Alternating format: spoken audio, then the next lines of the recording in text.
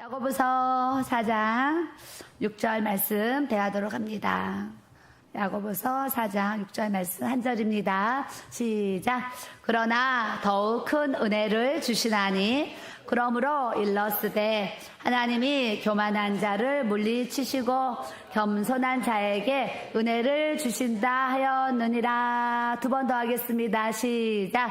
그러나 더욱 큰 은혜를 주시나니 그러므로 일렀으되 하나님이 교만한 자를 물리치시고 겸손한 자에게 은혜를 주신다 하였느니라.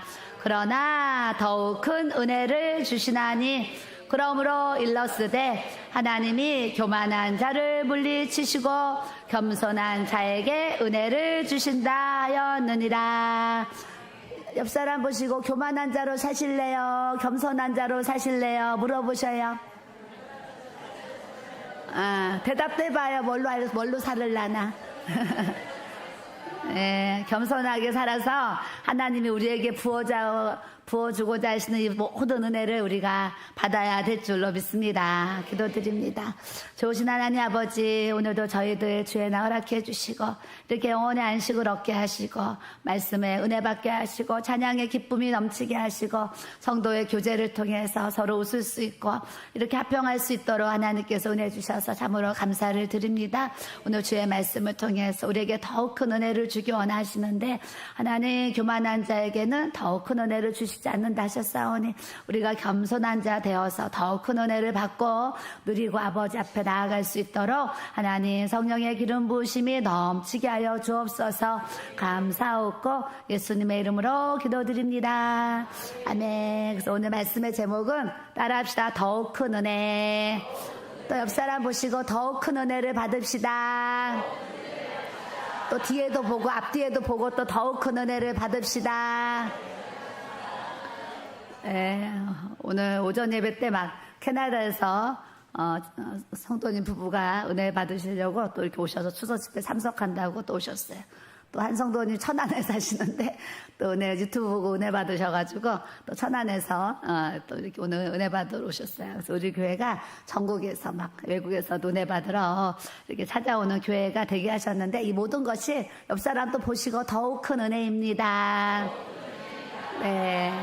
우리 교회가 또 이렇게 알려질 수 있도록 은혜 주셔서 이렇게 사방에서 또 찾아와서 은혜 받고 힘을 얻을 수 있는 것이 저는 더욱 큰 은혜라고 생각을 합니다. 어제 그 토요일날 상담 오셨는데 지방에서 목사님 부부가 오셨는데 얼굴이 나시고요. 계속 오셨어요. 목요일, 금요일 계속 오셨는데 누군지 몰랐죠. 근데 어제 만났더니 그 목사님이 이런 고백을 하셨어요. 평생을 또 이제 목회를 하시는데 탈진이 와가지고 아주 서 있을 기력도 없고 설교할 기력도 없어가지고 병원을 이제 갔더니 의사가 탈진이 왔는데 무조건 쉬어야 됩니다 그러셨대요. 그래서 지금 목회를 6개월을 이렇게 쉬고 이제 계셨어요. 쉬고 계셨는데 우리 교회 소식을 알고 하여튼 목요일 금요일 2달 이상 뵌 것 같아요. 제가 계속 오셨어요. 오셔서 저분들은 누구신가 그랬는데 알고 보니까 목사님 사모님이셨어요. 근데 며칠 전에 목요일 집회인가 금요일날 그 성령하는 나를 만지소서 그 찬양을 불렀었어요. 언젠가 불렀는데 그때 그 성령하는 나를 만지소서 그 찬양을 부르는데 그 바람 같은 성령이 임해가지고요. 이 마음에 그 탈진된 이 심령을 하나님 회복시켜 주셔가지고 그때부터 하나님이 회복의 기름을 부으셔가지고 탈진이 이렇게 회복이 되니까 어떤 마음이 들어요? 다시 목회해야지 이런 마음이 드신대요. 그래서 다시 이제 또 이제 다시 교회를 하시려고 이렇게 생각을 하고 계세요. 얼마나 힘들면 교회를 이렇게 이제 정리하고 지금 가정에서 성도들과 예배를 드리셨대요. 근데 이제 6개월 만에 우리 교회 와서 예배 드리고 회복이 돼서 다시 이제 상가를 다시 얻어서 성도들과 함께 지금 예배를 드리려고 이렇게 준비하고 있습니다. 이런 고백을 또 하시니 제가 또 참으로 감사한 마음을 또 갖게 되었어요. 어떤 분은 탈진이 돼서 또 왔는데 예배를 통해서 그 찬양의 가사란절이 그 성령의 만지심을 탁 부어주시니까 상한 마음이 다 회복이 되어가지고 이게 일어날 힘을 주셔서 너무 감사하다는 고백을 한 것처럼 우리도 영과 진리로 예배를 드리며 우리의 모든 영혼육이요 살아나고 소성함을 얻고 예배를 드리는 게 즐겁고 드려도 또 드리고 싶고 또 오고 싶고 막 이런 하나님의 이 주인 은혜가 뭐냐면 또 따라하세요. 더욱 큰 은혜입니다. 교회 예배 시간이 됐는데 또 주일이야 예배가 안 가고 싶다 이런 분들도 있을 수 있잖아요. 근데 주일이 되면 야 오늘이 주일이구나 예배를 갈 수 있는 게 너무 행복하다 그러면 그 사람은 지금 더욱 큰 은혜를 누리는 거예요. 기도 시간에 기도하러 가고 싶다 기도해야지 더욱 큰 은혜를 누리는 거예요. 그래서 우리가 작은 것부터 큰 것까지 더 큰 은혜를 누려야 돼요. 어떤 분은 상담을 했는데 내가 조용히 목사님처럼 크게 신의 은사를 받아서 내가 세계적으로 아주 유명한 그 지혜종이 되고 싶다고 어떤 이제 전도사님이 오셔서 목요일날 저한테 상담을 하셨어요. 상담을 하셔서 저는 신의 은사를 받아가지고 아픈 사람들을 많이 고치는 조용히 목사님보다 더 큰 지혜종이 되고 싶다는 고백을 저한테 하셨어요. 그래서 제 안에 성령님이요 뭐라고 하시는지 아세요? 뭐라고 하셨냐면 작은 일에 충성하라고 해라 그러셨어요. 그래서 처음 뵌 분한테 전도사님이 지금 그 얘기를 하시는데 성령님께서 전도사님 세계적인 주의종 되려고 하지 마시고 작은 일이라도 하나님 앞에 충성하라고 하십니다. 그러면서 제가 또 쭉 얘기를 해드렸어요. 그랬더니 이분이 참 큰 깨달음을 가졌던 것 같아요. 이분이 이제 뭐 기도원에 가서 기도도 받고 하면 막 기도를 하잖아요. 뭐 하나님이 크게 쓰시리라 막 기도원을 세우는데 하나님이 그 재물을 막 다 예배해 놨다 막 별의별 막 좋은 그 축복의 막 메시지를 막 이제 받았어요.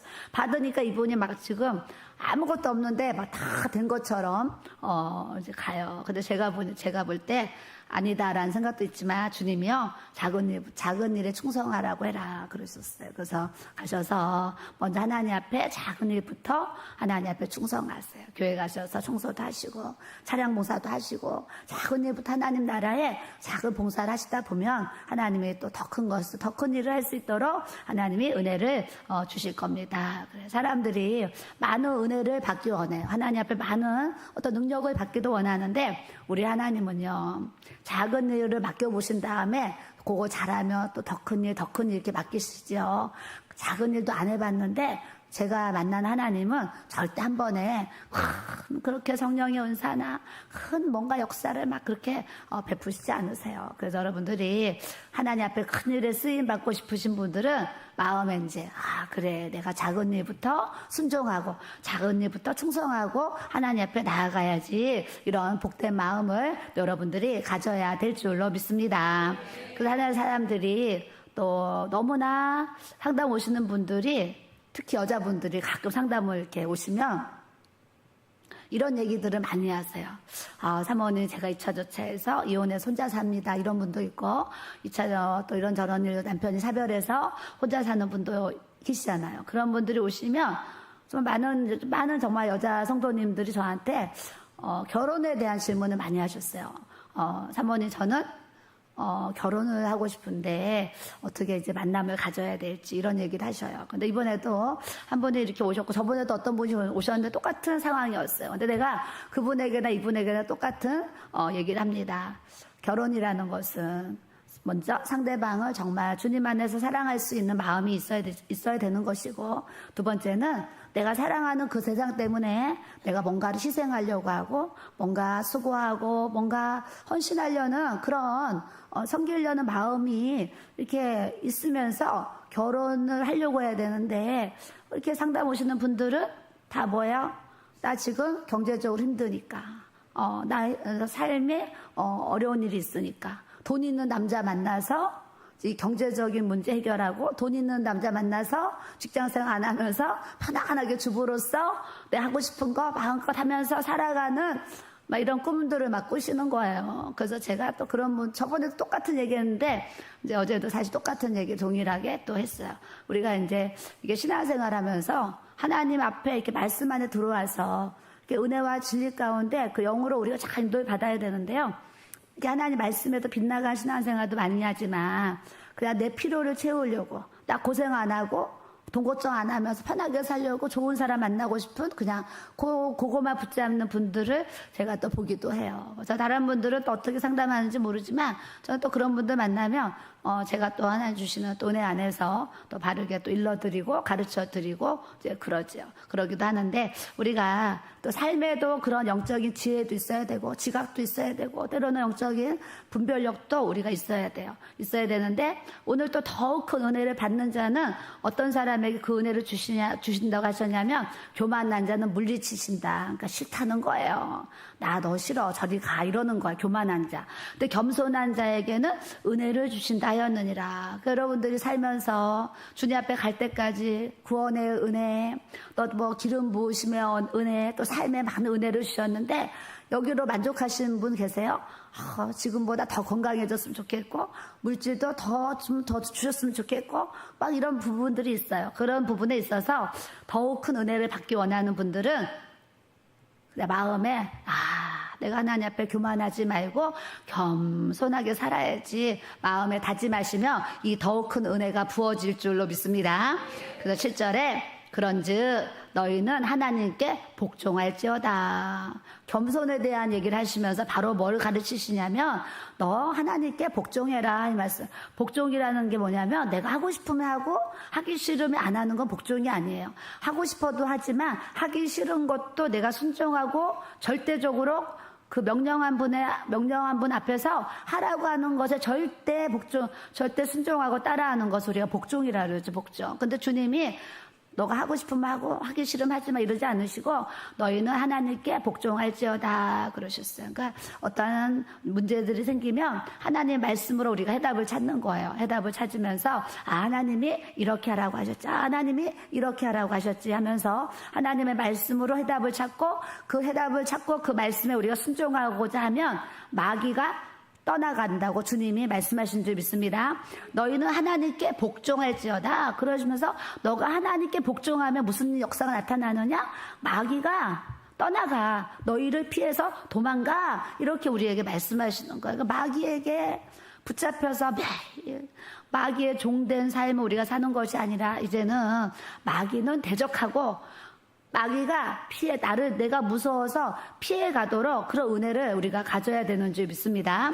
오늘 식사하는데 우리 권사님이 예배를 드리고 집에를 가는데 이제 오는지 가는지 하여튼 지하철을 탔는데 어떤 여자가 귀신에 들려가지고 생수병을 들고 혼자 막 이상한 행동들을 했나 봐요.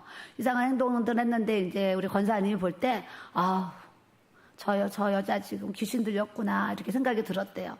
그래서 이제 너무 안타까워가지고 같이 탄 집사님이랑 자기랑 그 생수병 들고 막 희한한 행동을 하니까 귀신 들렸구나. 저 사람을 위해서 기도해줘야 되겠다. 그래가지고 그냥 지하철 선 자리에서 방언으로 이렇게 기도를 하면서 저 속에 역사는 귀신아 떠나가라 하면서 막 기도를 하셨대요. 기도를 조용히 이제 그 사람 모르죠. 조용히 그냥 기도를 하는데 갑자기 그 생수병 든 여자가 생수병을 막 들더니 자기 앞에 딱 왔다는 거예요. 그런데 권사님한테 딱 하는 말이 알았어. 나 갈게. 그러면서 갔다는 거예요. 그랬더니 오늘 등록하신 새가족 우리 권사님이 그 얘기를 듣더니 너무 감동을 받으셔가지고 어머 권사님은 영역이 세네요. 또 이러면서 얘기를 해가지고 내가 앞에서 웃었어요. 근데 이게 뭐예요? 그래서 귀신에 붙잡혀 있는 영혼, 그냥 그 영혼을 탁 향해서 이제 그냥 마귀를 대적했잖아요. 마귀를 대적하니까 그 속에 있는 귀신도 알아. 자기를 지금 떠나가라 기도하는 거, 저 사람이 기도하는 귀신이 왜 모르겠어요. 다 알지. 아니까 와가지고 알았어, 나 떠날게. 그러고서 갔다는 거예요. 그래서 우리가 마귀를 대적하라. 그리하면 너희를 피하리라. 그냥 이건 사단의 역사야. 이건 이제 마귀 역사야. 이건 귀신의 역사야 하면 예수 그리스도 이름으로 마귀를 대적하면 마귀가 벌벌 떨고 다 도망가는 줄 믿습니다. 그래서 제가 귀신 얘기 여러 번 했잖아요. 귀신이 떠날 때 어떻게 떠나요? 후루룩 떠난다. 후루룩. 한 걸음씩 두 걸음씩 떠나잖아요. 예수 그리스도의 이름만 선포하면 귀신이 그냥 그냥 1초도 안 걸려요. 그냥 후루룩, 그냥 그 장소에서 후루룩 떠나가는 거 제가 여러 번 봤어요. 꿈에서도 보고, 환상에서도 보고. 이거는 지금 귀신의 역사야. 그럼 마귀는 대적하고 우리가 예수 그리스도의 이름을 선포하며 귀신들이 벌벌 떨고 도망가도록 주님이 역사를 해주시는 줄 믿습니다. 그래서 주님이 그 3장에 이런 말씀 알려주세요. 너희 중에 지혜와 총명이 있는 자가 누구냐? 그는 선행으로 말미암아 지혜의 온유함으로 그 행함을 보일지니라. 너희 마음속에 독한 시기 다툼이 있으면, 너희 안에 거짓말이 있으면, 너희가 땅의 것을 구하며 너희가 정욕의 것에 붙잡혀 살면, 이런 모든 것이 15절 끝에 뭐라 그러냐면 따라하세요. 귀신의 것이니. 우리가 믿음 생활하고 살아가는 데 있어서 내 안에 독한 시기, 분쟁, 다툼, 이런 막 미움, 허영, 이런 땅의 것, 하나님이 기뻐하시지 않는 제 모든 근원들이 막 나타나. 그럼 나타나는 것은 정욕의 것이지만 더 크게 뭐예요? 귀신의 것이다 그래요. 귀신. 그러니까 내 안에 누가 막 미운 마음이 들어요. 지금 내 속에 미워하는 귀신이 역사하는구나. 막 다툼과 분쟁이 일어나. 지금 귀신들이 지금 다툼과 분쟁이 일어나도록 지금 역사하는구나. 막 시기와 다툼이 있어요. 그러면 지금 악한 영들이 역사하는구나. 그래서 16절에 시기와 다툼이 있는 곳에는 혼란과 모든 악한 일이 있습니다. 그래서 우리가 교회 생활하면서 이렇게 보면서 시기가 있고 다툼이 있고 거짓말이 있고 땅의 것을 구하고 그 다음에 또 악한 뭐 행동들, 어떤 혼란한 일들 이런 게 생기면 따라하세요. 귀신이 역사하는구나. 네, 귀신이 역사하는구나 알고서 우리는 그 귀신을 내 생각, 내 재능으로 귀신을 물리치려면 안 되고, 그런 귀신들이 바글바글 역사하는 일이 생길 때 예수 그리스도의 이름으로 이 더러운 귀신들아 떠나갈지어다. 대적하면 그 귀신들이 예수 그리스도 이름의 권세 아래 벌벌 떨고 피하고 도망가도록 주님이 은혜를 주시는 줄 믿습니다. 그래서 하나님이 우리에게 원하시는 것은 이 귀신들이 좋아하는 이런 일을 원하시지 않고 바로 또 해답을 주셨어요. 오직 위로부터 난 지혜는 첫째 성결하고 하나님 앞에 우리가 거룩하게 살아야 돼요. 둘째 화평하고 서로 싸우지 말고 다투지 말고 시기 분쟁하지 말고 화평하게 살고, 세 번째 간용하고 살고, 무슨 일이든 하루에 7번씩 70번도 용서하라 그러셨으니까 그냥 용서 못할 일이 생겨도 내가 다른 건 다 용서해도 요거만은 용서 못해. 그거까지도 주님은 용서하기를 원하시는 줄 믿습니다. 그래서 간용이 세 번째. 네 번째 양순하며, 양이 뭐예요? 아주 순종 복종 잘하는 양순이잖아요. 그러니까 양순하며, 또 양도 실제적인 하얀 양도 참 순하잖아요. 그와 같이 하나님이 이렇게 우리가 착하고 이렇게 순수하고 순진하게 이렇게 살아가기 원하세요. 또 긍휼, 선한 열매가 가득하고, 그래서 긍휼, 불쌍한 사람 보면은 불쌍해서 도와주고 싶고, 그런 선한 열매가 우리의 삶에 가득한 은혜를 주님이 원하시고, 편견과 거짓이 없으니. 저도 이제 우리 아이들 키울 때 편견이라는 소리 별로 안 들었는데 우리 아이들 키울 때 들었어요. 이제 우리 큰아들, 둘째 아들이 이렇게 했는데 엄마들은 막내를 더 뭐 좋아한다는 뭐 말들이 있긴 하는데, 어찌됐거나 저도 이제 그 애기들 어린 유치원 때 우리 큰아들보다 제가 둘째 아들을 막 더 이렇게 제가 예뻐한 게 있었어요. 그때 하루는 우리 목사님이 당신이 왜 편견 가지고 자식들을 키워 그래요. 내가 무슨 편견이 있는데요? 그러니까 내가 보면 당신이 이제 큰아들이 잘못하면 혼을 크게 내는데 둘째 아들이 잘못하면 약하게 낸다는 거예요. 그럼 잘 봐준다는 거, 용서도 잘해주고. 그 내가 보면 똑같이 잘못했는데 당신이 큰아들은 더 크게 혼을 내고, 막내는 이제 덜 혼낸다는 거예요. 그게 편견이라는 거예요. 편견. 그러면서 목사님이 당신 편견 갖지 말고 아들들 똑같이 사랑하고 잘 키워야 돼. 이 얘기를 했는데 그때 또 내 마음에 그게 좀 충격이 됐던 것 같아요. 나는 엄마로서 자식을 잘 키운다고 하지만 또 내가 내 자식인데도 그런 편견이 또 있었구나, 이런 생각을 하면서 고치려고 했습니다. 또 거짓이 없나니. 그래, 거짓이 없나니. 하나님 앞에 우리가 지혜가 부어진 사람은요, 사실 지혜가 부어진 사람들은 거짓을 조그만 거짓말만 해도요, 양심이 화인 맞은 것처럼 양심이요 쫙 찔림이 오는 거예요. 찔림이 와서 내가 거짓말했네. 거짓말하지 말아야지 바로 오죠. 그래서 화평하게 하는 자들은 화평으로 심어 따라합시다. 의의 열매를 거두느니라. 네, 오직 위로부터 난 지혜는 성결하고 화평하고 간용하고 양순하고 긍휼과 선한 열매가 가득하고 편견과 거짓이 없나니 화평하게 하는 자들은 화평을 통해서 의의 열매를 거두느니라. 그래서 교회가 화평해지려면 우리 한 사람 한 사람이 사실은 뭘 조심해야 되냐면, 옆 사람 따라해봐요. 말 조심해야 됩니다. 교회도 화평하고요. 여러분 가정도 화평하려면 말 조심해야 돼요. 부부도 왜 싸운지 아세요? 말 잘못해서 싸우는 거예요. 말 잘못해가지고 서로 불화가 생기고 막 싸워요. 교회도 그래요. 말 잘못하면 그 말의 실수로 인해서 화평이 깨지기도 하고 또 화목치 못한 그런 일들이 생기기도 해요. 그래서 특별히 우리 모든 교회마다 화평하려면 이 말조심의 은혜가 부어져야 돼요. 그래서 제가 항상 또 강단에서 얘기할 때 교회 와서 쓸데없는 말, 부질 없는 말, 막 비방하는 말, 욕하는 말, 막 거짓말, 막 이런 말 하지 말고 하나님 앞에 우리가 화평을 주는 말을 해야 됩니다. 제가 자주 얘기하죠. 여러분 옆 사람 보시고 화평을 주는 말을 합시다. 네, 우리는 다 화평을 주는 말, 그 의의 말. 내가 이 말을 할 때 하나님이 기뻐하시는 그런 좋은 말들을 해야 상대방도요, 나에게 좋은 말들을 들으며 좋은 영향력이 생겨서 같이 좋은 열매를 맺을 수가 있어요. 근데 부정적인 얘기를 자꾸 하잖아요. 그 듣는 입장에서 어떻게 해야 돼? 들어줘야 되잖아요. 부정적인 얘기 상대방이 한번 들어줘야 돼. 들어주는데 부정적인 얘기 자꾸 듣잖아요. 그럼 부정적인 의식이 들어가면서 부정적인 열매들이 사실 생겨날 수 있어요. 그래서 우리가 부정적인 열매 맺으려고 나가지 않고 항상 긍정적인 선한 말을 해서 좋은 열매 맺기를 주님의 이름으로 축복합니다.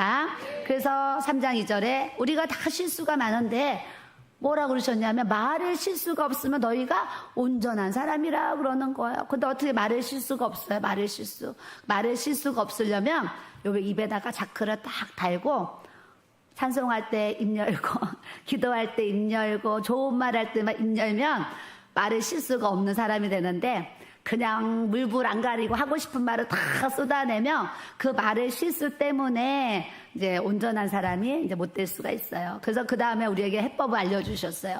우리가 말들의 입에 재갈 물리지 않냐, 재갈. 말들도요, 이 재갈을 물려가지고 주인이 떠덕떠덕 신호하는 대로 말들이 뛰어가요. 뛰어가는 것처럼 우리 입에도 말들의 입에 재갈을 물리듯이 우리 입에도 자크를 채우듯이 재갈을 물려가지고 우리 입술을 하나님이 다스리라고 주님이 알려주시는 줄 믿습니다. 그러면서 이 혀에 대한 얘기를 바로 하시는 거예요. 6절에. 혀는 불이다, 불. 타오르는 불. 근데 또 불의의 세계다. 안 좋은 그 세계라는 거예요. 그러면서 그 작은 불이 지옥불을 일으킨다고 그러시는 거예요. 지옥불. 여러분, 산불도요. 누가 불질러서 막 산불 일어나지 않아요. 누가 담배꽁초 하나 툭 던진 것 때문에 막 산불 일어나고, 누가 작은 거 그 실수 뭐 배터리 하나 잘못 놓으면 그런 게 터져가지고 불이 나고 막 이러잖아요. 비행기도 그래요. 저번 어떤 사람이 뭐 보조 배터리를 했는데 그 보조 배터리 하나 때문에 비행기가 다 탔잖아요. 그와 같이 그 작은 불 하나, 작은 실수 하나가 비행기를 태우고 때로는 그 온산을 막 태우는 일이 일어나듯이 교회에도 이 혀가 불이 돼가지고 이 성령의 불을 줘야 되는데 이 지옥 불을 주게 되면 나도 죽고 상대방도 죽고 교회가 죽이는 일이 이렇게 생길 수 있다는 거예요. 그래서 항상 우리가 말 조심해야 될 줄로 믿습니다. 옆 사람 보시고 우리가 말 조심합시다. 좋은 말만 합시다. 하나님이 기뻐하시는 말들만 합시다. 좋은 말을 하셔요. 좋은 말을 하면 내가 상대방에게 좋은 말을 하면 좋은 이 마음이 상대방에게 전해져서 상대방도 마음이 좋은 밭으로 기경이 돼요. 근데 내가 이제 안 좋은 말을 하게 되면 상대방의 좋은 마음에 안 좋은 말이 들어가면 이 밭이 또 안 좋은 밭이 되는 거예요. 그리고 또 기도하면서 또 이제 보혈로 씻고 풀고 하면서 또 지우고 막 이제 이런 일들이 생기기도 하지요. 그래서 혀는 능히 길들일 사람이 없다. 쉬지 아니하는 악이다. 죽이는 독이 가득하다 그러셨어요. 그러면서 또 알려주시는 갓입에서 찬송과 저주가 나오는 도다. 샘이 한 구멍에서 어찌 단물과 쓴물을 낼 수가 있겠느냐 그러셨어요. 예배 드릴 때는 막 찬송하고 누구랑 싸울 때는 막 욕하고 막 그러잖아요. 그 말씀 하시는 거예요. 그냥 예배 드릴 때는 막 할렐루야 찬송하는데 막 부부 싸움하고 누구랑 싸우면은 막 욕이 나오잖아요. 그러면 이게 뭐냐면 주님이 샘이 어떻게 한 구멍에서 단물과 쓴물이 내느냐. 단물 아니면 쓴물 정해졌다는 거예요. 그러니까 내 입에서 막 욕이 나오는 사람들은 뭐예요? 내 안이 아직 단물이 아니고 쓴물인 거예요. 쓴물. 그래서 우리가 아무리 화가 나도 욕이 안 나오고 아무리 화가 나도 막 이렇게 상대방을 저주하고 비난하지 않도록 우리가 우리의 입술을 잘 또 다스려야 될 줄로 믿습니다. 그러면서 열매에 대한 말씀을 주시는 거 형제들아, 무화과 나무가 어떻게 감람나무를 맺겠니? 포도나무가 어떻게 무화과를 또 맺겠느냐? 짠물이 어떻게 단물을 내겠느냐 이렇게 알려주시면서 무엇이든지 심은 대로 거둔다 이 말씀을 알려주시는 거예요. 여러분들이 하나님 앞에 더 큰 은혜를 받기 원하시잖아요. 그리고 이 땅에 살면서도 더 많은 좋은 열매들을 거두기를 원하시잖아요. 그러면 더욱 큰 은혜, 더욱 큰 열매를 여러분들이 받고자 하시면 오늘 주의 말씀을 통해서 맞아, 내가 하나님 앞에 겸손한 자로 살아야지, 하나님 앞에 말 조심해야지, 하나님 앞에 항상 이 화평의 열매를 끼치는 삶을 내가 살아내야지 이렇게 마음에 다짐을 하시고 또 생활 가운데도 그 말씀이 적용이 되어서 내가 그렇게 행하고자 하면 또 하나님이 그렇게 살도록 은혜 주시고 살다 보면 하나님이 또 좋은 열매 주셔서 야, 내가 또 이렇게 했더니 하나님이 나에게 또 이런 열매, 좋은 열매를 이렇게 주시는구나. 그래서 제가 항상 간증하는 게 여호와 이래. 뭔가를 하나님이 어떤 시험이 와도 잘 통과하며 여호와 이래 축복을 주시고 또 좋은 일에도 내가 뭔가 선을 베푸잖아요. 그러면 또 제 주머니에서 또 누군가 돕는다고 제 물질이 이렇게 나가잖아요. 그 하나님은 또 묘한 방법으로요, 제 주머니에 다시 물질을 또 막 이렇게 받게 하셔가지고 또 채워주시는 거예요. 그래서 제가 이거를 계속 경험하게 하세요. 계속 경험하게 하시는 것처럼 여러분들도 저는 그런 일이 생길 때마다 무슨 마음이 드는지 아세요? 하나님은 다 보고 계시는구나.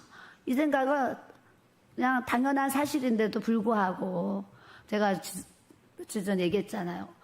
여자 목사님 옷이 없다 그래서 옷을 막 제가 4보따리를 싸드렸어요. 싸드렸더니 옷가게 하시는 집사님이 감동이 왔다가 하면서 저한테 새 옷을 한번 지금 선물을 이렇게 해주셨잖아요.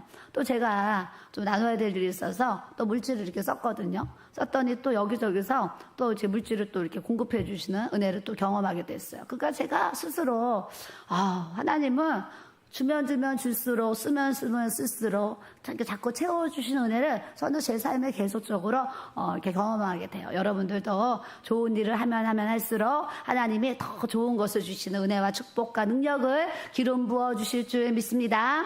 그래서 우리에게 또 경고하시는 말씀이 있어요. 4장 4절에 가늠한 여인들아, 세상과 벗된 것이 하나님과 원수됨을 알지 못하느냐? 그런즉 누구든지 세상과 벗이 되고자 하는 자는 스스로 하나님과 원수되는 것이니라. 그래서 가늠한 여인들, 가늠이 꼭 육적 가늠만을 가늠이라고 하지 아니하시고 너희가 세상과 친구하는 것이 가늠이다 그러죠. 근데 그 가늠이 하나님과 또 원수되는 것이다 그래요. 그러니까 우리는 이제 기도하면서 하나님의 영에 이끌려서 살아가는 삶이 돼야지 그냥 세상 좋아하고 또 뭐 어떤 불의를 좋아하고 그런 모든 것들이 하나님과 원수됨을 알지 못하느냐. 그래서 세상 것들이 자꾸 멀어지게 돼 있어요. 하나님을 가까이 하면 가까이 할수록 세상과 나눈 간고도 없고 구속한 주만 보이는 주님의 은혜를 우리에게 또 경험하게 하시는 줄 믿습니다.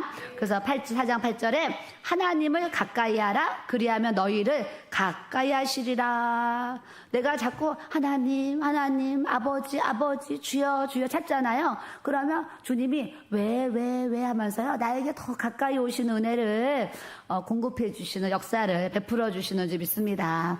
우리가요 매일 주여 아버지 이렇게 기도하는데 하나님 앞에 가까이 가는 그 부름의 그 기도 소리가 있는데 주님이 가까이 오시는 이 임재와 영광이 없으면 참 기도도 재미없기도 하고 응답도 없고 삶에 뭐가 없으면 막 재미가 없어요. 근데 저는 이제 목회 30년 동안 매일 기도 생활하면서 내가 하나님을 가까이 하려고 하고 하나님 말씀에 순종하고 뜻대로 살려고 하고 늘 주의 이름을 부르니까요. 주님이 정말 왜 하시면서 제 기도를 다 들으시고 또 이렇게 응답하시는 그런 은혜를 지속적으로 계속 주시는 거예요. 그 제가 우리 주님은요 이 머리털까지도 다 세신다 그랬어요. 머리털까지도 다 세시는데 이 머리털. 제가 이제 파마를 했잖아요. 그래서 그 전기 이렇게 꼽으면 롤러로 이렇게 두루루 말아가지고 풀고 내려와요. 그 사람들이 어머 사모님은 미용실 갔다 오신 것처럼 어떻게 이렇게 머리를 잘 만지세요? 이 얘기를 제가 많이 들었어요. 근데 이제 그것도 계속 하다 보니까 제가 근래에 나도 그냥 이렇게 롤러 전기 이렇게 해서 쭉 그냥 피고 오늘같이 이렇게 생머리를 이제 해볼까? 이런 생각을 제가 하게 됐어요. 근데 이번에 어떤 성도님이 이제 물품을 나눠준다고 그러는데 물품을 가져왔어요. 가져왔는데 그 중에 롤러 그 머리 만지는 헤어 그게 기계가 있는 거예요. 그래서 이제 집사님이 날쳐서 이걸로 해보세요. 그래서 내가 그걸 했는데 첫째, 이게 너무 가벼운 거예요. 가벼워서 예전에 나도 있었는데 그거는 무거워가지고 막 하려면 이 기계가 무거웠어요. 근데 이건 아주 가벼워가지고 든지 안 들어 가벼워서 야 내가 생머리를 한번 펴보려고 그랬더니 또 하나님이 또 이렇게 또 공급해 주셨네. 그래서 그걸로 또 머리를 쭉쭉 폈어요. 훨씬 젊어 보이지 않아요? 그래서 내가 나 머리 좀 피고 싶었는데 그게 딱 와가지고요. 이렇게 피니까 그냥 자동으로 쭉쭉 펴져요. 그래서 제가 작은 제 삶에 있잖아요. 작은 제 마음의 신음도 정말 주님이 이렇게 다 아시는 거를 그냥 생활 가운데 내가 필요하면 그거 5만 원 들어서 살 수도 있어요. 근데 안 사는데도 그냥 어떤 상황에 그걸 공급해 주시는 그런 은혜를 계속적으로 맛보니까 참 예수님 믿는 게 너무 감사하고 기쁘고 행복하고 또 하나님을 내가 가까이 하면 할수록 하나님이 또 저를 가까이 해주셔가지고 내 모든 기도의 응답을 하나하나 다 열매 맺어 가시는 작은 것은 이 드라에게 하나 공급해 주셔서 이렇게 행복함을 가졌어요. 또 크게는 뭔지 아세요? 하고동에서 50대 중반 됐을 때 하나님 제가 60까지는요 이렇게 목회 열심히 하고요. 제 나이가 60이 되면 좀 이렇게 세계적으로 많은 나라에 구제도 하고 선교도 하고 하면서 하나님 제가 좀 그때는 그렇게 저도 이제 살고 싶어요. 그런 고백을 제가 했단 말이죠. 근데 제가 이제 나이가 60이 됐잖아요. 60이 되니까 하나님이 또 인도도 갔다 오게 하시고 또 미국에서 또 오라고 해서 또 가게 되고 또 이번에 부룬디도 선교사님 또 알게 해가지고 또 교회를 세우게 하고 또 헌당 예배 드릴 때 또 오라고 해서 또 가려는 마음을 또 이렇게 갖게 되고 그래서 제가 또 이런 하나님 일하시는 또 이 상황을 이렇게 보면서요, 나 60이 되면은, 이렇게 구제하고 선교하면서 하나님 그렇게 저 살아가게 해주세요. 그렇게 드렸던 그 기도가 하나님은 나에게 또 이렇게, 응답을 해주셔서 내가 또 이렇게 또 쓰임받도록 하나님이 또 역사를 해주시는구나. 그러면서 주님 앞에도 감사함을 갖게 돼요. 여러분들도 작은 신음에도 응답하시는 그 하나님 앞에 우리가 무시로 또 성령 안에서 기도할 때 하나님이 더욱 큰 은혜를 우리에게 선물로 주실 줄 믿습니다.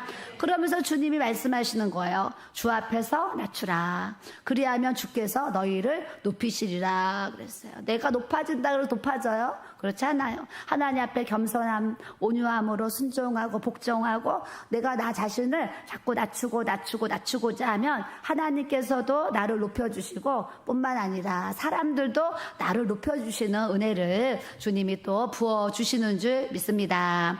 그래서 우리에게 경고하시는 거, 형제들아 서로 비방하지 말아라. 형제를 비방하는 자, 판단하는 자는 율법을 비방하고 판단하는 것이라. 그러면서 재판관은 내가 아니라 하나님 한 분이시다. 그러면서 입법자와 재판관은 오직 한 분이시니 그분은 능히 구원하기도 하시고 멸하기도 하시느니라. 그러시면서 너희가 자랑하는데 주 안에서 주님을 자랑하라. 세상의 허탕한 자랑을 쓸데없는 자랑들 하지 말고 주님 안에서 주신 은혜와 간증 이런 것들을 계속적으로 자랑하라 이 말씀하시는 거예요.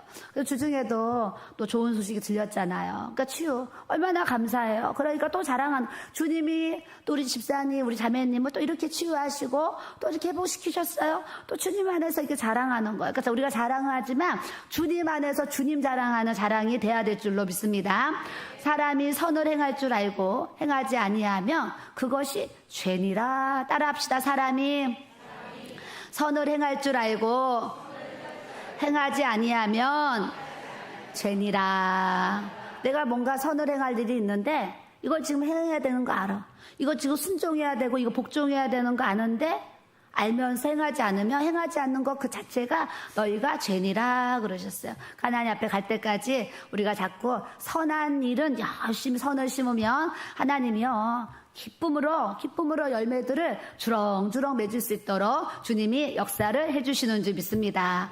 그래서 오늘 말씀의 제목이 더욱 큰 은혜였어요. 저도 하나님 앞에 많은 정말 큰 은혜를 받았어요. 더욱 큰 은혜를 주셨어요. 여러분들도 인생 살면서 더욱 큰 은혜를 받아야 되고, 여러분들 때문에 우리의 자손들이 부모님의 기도와 눈물, 수고를 통해서 또 자손들이 더욱 큰 은혜를 받는 저와 또 여러분들이 돼야 될 줄로 믿습니다. 그래서 예전에 하고동에서는요, 부부싸움을 많이 하시는 그런 이제 성도님들이 교회 들어오면 그 부부가 화평해지는 거예요. 그 나중에 저한테 뭐라 하는 줄 아세요? 사모님, 목사님이란 사모님이 이렇게 화평하니까 저희가 교회 오기 전에는 그렇게 싸우고 미워하고 막 다투고 살았는데, 이제 목사님 사모님 옆에 오니까 자꾸 이제 덜 싸우고 안 싸우고 하면서 이렇게 이제 우리 부부 사이가 좋아졌습니다. 이런 얘기를 제가 여러 번 들었어요. 그러면 또 어떤 분은 저는 여태까지 교회를 다니면서 목사님 사모님 같이 이렇게 행복한 부부는 처음 봤습니다. 이 얘기도 사실 많이 들었어요. 그런데 목사님 목요일 날 그 얘기 하셨잖아요. 우리 집사람이 밥도 같이 안 먹고 안 오고 막 얘기를 하셨잖아요. 그랬더니 또 오늘 우리 또 권사님이 그 얘기 또 들으셨잖아, 그날. 그랬더니 제가 아침에 이제 모닝커피 또 내려가서 모닝커피 한 잔 탁 타가지고, 이제 커피 믹스 한 잔 타가지고 착 적고 있는데 우리 권사님이 제 옆에 이렇게 오시는 거예요. 그러더니 자꾸 나한테 막 몸을 비비고 막 안고 막 이래요. 그래서 아니, 권사님 오늘 왜 나한테 이렇게 막 그러시지? 그래서 안고 막 비비고 그래서 권사님 오늘도 아침에 왜 그러시지? 이제 이랬어요. 그랬더니 사모님, 내 얘기 잘 들어봐. 그래서 나는 무슨 얘기 하시려고 막 이러시나. 그래서 네, 말씀해 보세요. 그랬더니 사모님 내 얘기 잘 들어야 돼. 막 그래가지고 말씀하시라 그랬더니 사모님 일주일에 꼭 한 번이나 두 번은 목사님 옆에서 자 이러시는 거예요. 그래서 제가 저 일주일에 몇 번 가서 자요. 그랬더니 아니 목사님이 그때 안 잔다고 그러셨잖아. 그래서 우리 목사님은요, 한 번 안 오면 한 번 안 온 거지 얘기하시는 거예요. 그러니까 저 일주일에 몇 번 가서 자니까 걱정하지 마세요, 권사님. 그랬더니 아니 근데 목사님 왜 그런 말 하셔? 막 그래서 아니 그날 한 번 안 왔더니 그 얘기 또 하시는 거예요. 그랬더니 그런 거야. 이제 알았다고. 저 자주 갑니다.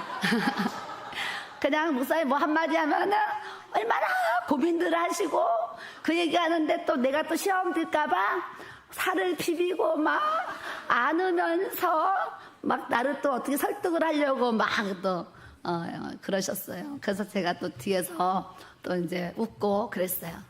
더욱 큰 은혜. 부부가 만나서요, 이렇게 서로 사랑하고 아껴주는 게 얼마나 더욱 큰 은혜예요. 그래서 가족도 다 서로 사랑하고 화목하고 화평한 가정이 다 돼야 될 줄로 믿습니다.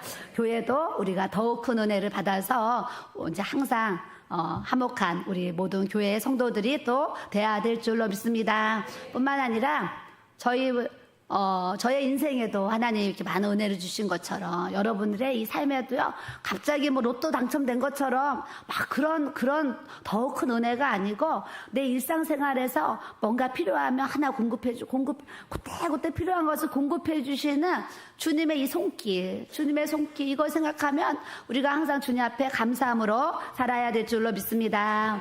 여러분, 부모가요, 하나님 앞에 항상 감사하는 삶을 살잖아요. 자녀들의 입에서도 참 감사하지, 참 감사하지. 자녀들도요, 부모를 닮아서 감사를 따라하게 되고 그런 고백을 실제적으로 하게 돼요. 근데 부모가 감사를 안 하고 자꾸 원망하고 불평하고 안 좋은 말을 막 하잖아요. 그 자녀가 그 부정적인 소리를 다 듣고 어디에 이 심령에 들어가는 거예요. 그러니까 여러분들 자녀가 나중에 잘 되기 원하고 자녀가 훌륭하게 원하고 자녀가 하나님의 많은 복기를 받기 원하는데, 부모들 우리가 하나님 앞에 자꾸 감사의 고백을 할 때 우리 자녀들도 그 감사가 흘러서 그들의 심령 속에 들어가서 그들도 매사에 그냥 부모가 능력이 없어도 항상 부모가 뭐 힘이 있든 힘이 없든 그냥 모든 상황 속에서 하나님 저에게는 부모님이 계셔서 참 감사합니다 이러는데, 아무리 뭐 그냥 궁궐같이 살아도요, 부모가 감사를 할 줄 모르면 자식들도요, 그렇게 좋은 집에 살고 뭐 많은 뭐 떵떵거릴 그런 어떤 걸 있다 할지라도 부모님한테 감사하지 않고 나를 왜 낳냐고 그러고 왜 키웠냐고 그러고 왜 이렇게밖에 안 해주냐 또 원망 불평 듣는 상황들이 될 수도 있어요. 여러분들이 주님 앞에 좋은 부모가 돼야 되는데 자녀들에게 항상 감사의 고백을 하기를 주님의 이름으로 축복합니다. 그러면 여러분 자녀도 감사의 자녀가 되어서 하나님이 주시는 이 모든 더욱 큰 은혜를 받을 수 있는 축복의 통로가 되게 하실 줄 믿습니다. 아멘. 우리 68장 꽃들도 찬양하겠습니다.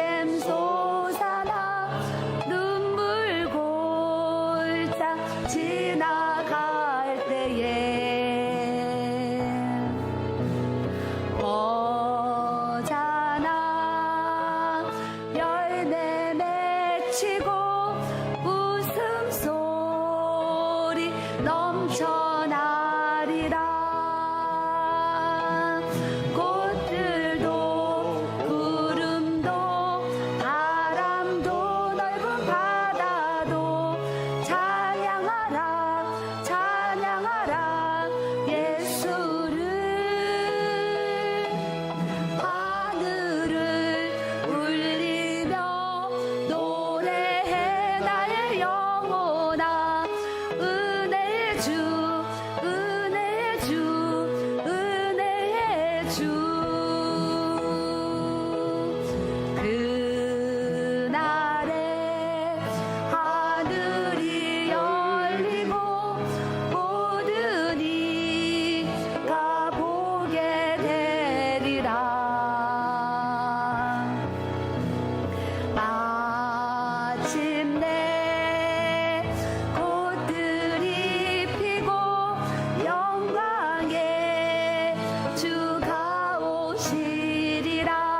그날에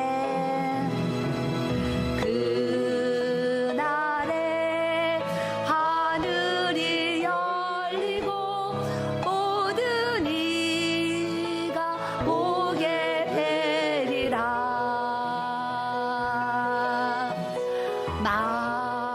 마침내 꽃들이 피고 영광의 주가 오시리라. 꽃들도 구름도 바람도 넓은 바다도 찬양하라 찬양하라 예수를. 하늘을 울리며 노래해 나의 영혼아. 은혜의 주 은혜의 주 은혜의 주. 아멘. 제가 금요일날 찬양하는데요, 우리 목사님 찬양이 좋잖아요. 그래서 제 찬양이 좀 적게 나가야 될 것 같아서 이렇게 한 발자국 뒤에서 불렀어요. 또 우리 한 권사님이 사모님 찬양 너무 은혜돼요. 한 발자국 뒤로 가지 마시고 자신 있게 크게 부르라는 거예요. 또 그 얘기 듣고 내가 오늘 또 자신 있게 크게 불렀는데 왠지 은혜가 되는 것 같아요. 예, 왠지 은혜가 되는 것 같아요. 그래서 하나님이 또 그냥 이렇게 저렇게 생긴 대로 다 쓰임 받도록 은혜를 주시는 줄 믿습니다. 우리 행복 찬양하겠습니다. 행복. 하려 하지 않아도 정결하게 사는 삶. 가진 것이 적어도 감사하며 사는 삶. 제가요 가진 것이 없었지만 정말 제가요 감사하면서 행복하게 살았어요. 그러니까 없을 때 잘하면 하나님이 더 많이 은혜를 주세요. 아플 때 더 감사하면 더 큰 은혜 주시는 것 같아요. 그러니까 아파도 감사하고 없어도 감사하고 그냥 어려운 일이 생겨도 불편한 일이 생겨도 그냥 감사하며 사는 거예요. 그 안에 하나님이 행복도 주시지만 보너스를 꼭 주시는 줄 믿습니다. 그래서 행복. 저는 우리 성도들이 매일 고백하잖아요. 우리 성도들이 우리 마포 길교회 다니는데 다 정말 나는 마포 길교회 다니는 게 너무 행복해. 이랬으면 좋겠다니까. 옆 사람 봐봐요. 행복한가? 다 행복하게 신앙생활 해야 될 줄로 믿습니다. 봐, 저기 윤혜정 집사님이랑 현주 집사님은 얼굴도 보면서 그냥 행복하다 이렇게 인사하잖아요. 이렇게 항상 이렇게 행복이 정말 꽃이 피고 열매 맺어야 될 줄로 믿습니다. 아멘. 행복 찬양 부르겠어요.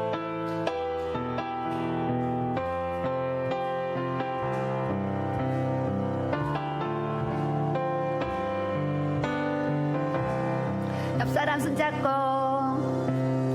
하려 하지 않아도 정결하게 사는 삶.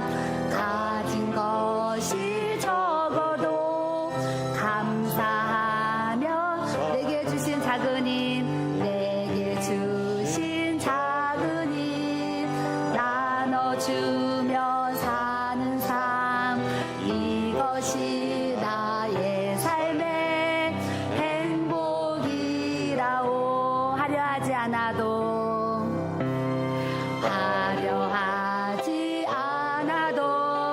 정결하게 사는 삶. 가진 것이 적어도 감사하며 사는 삶. 내게 주신 작은 힘 나눠주며 사는 삶. 이것이 나의 삶의 행복이라오. 눈물 날 일 많지만 기도할 수 있는 것.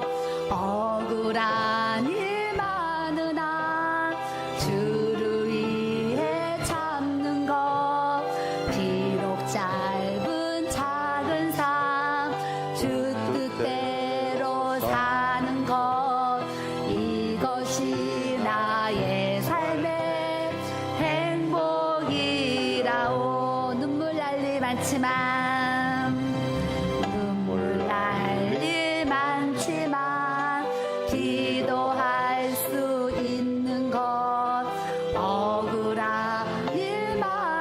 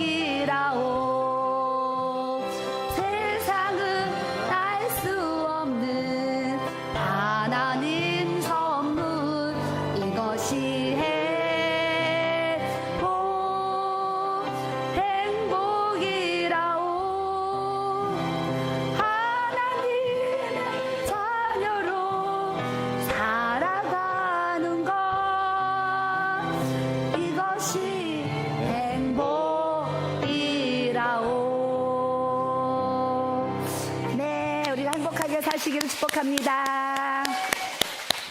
추석 집회가 있는데요. 사실 추석 집회 때 이제 추석에 우상숭배가 많잖아요. 그래서 대한민국 전역에 사실은 귀신들이 바글바글 역사를 해요. 그래서 명절 때 왜 가족들이 모여서 많이 싸우는지 아세요? 우상숭배하고 그러니까 가족들 모이면 너가 잘했냐 내가 잘했냐 하면서 막 싸우는 거예요.